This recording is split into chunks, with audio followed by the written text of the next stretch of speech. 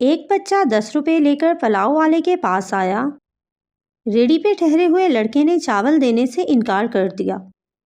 میں یہ کہنے ہی والا تھا کہ بچے کو چاول دے دو، باقی پیسے میں دوں گا کہ اتنے میں پلاؤ والا خود آ گیا اور بچے سے 10 روپے لے کر اسے بہت پیار سے شاپل میں چاول ڈال کے دیے۔ میں نے سوال پوچھا، مہنگائی کے اس دور میں 10 روپے کے چاول؟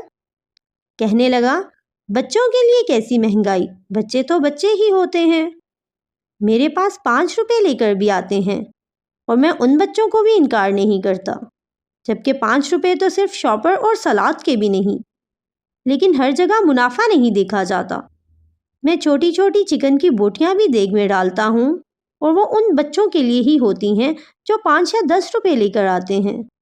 وہ چاول کے ساتھ یہ چھوٹی سی بوٹی دیکھ کر جب مسکراتے ہیں تو مجھے لگتا ہے کہ میری نمازیں اب قبول ہوئی ہیں۔ آج کے دور میں امیروں کے بچے 5-10 روپے لے کر نہیں آتے، یہ غریب بچے ہوتے ہیں۔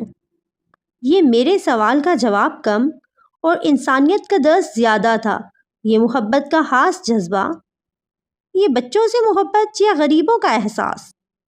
مجھے سمجھ آ گئی کہ اس چاول والے کے چہرے پر مسکراہٹ کیوں بسیرا کرتی ہے، اسے دیکھ کر روحانیت کا احساس کیوں ہوتا ہے۔ ہر جگہ منافع نہیں دیکھا جاتا، کیونکہ ہر انویسٹمنٹ اگر دنیاوی فائدے کے لیے کرتے رہیں تو آخرت میں ہمارے پلے کیا ہوگا۔ یہاں کچھ ایسی انویسٹمنٹ ضرور کیجیے جس کا منافع وہاں ملے گا جہاں کوئی کسی کا نہیں۔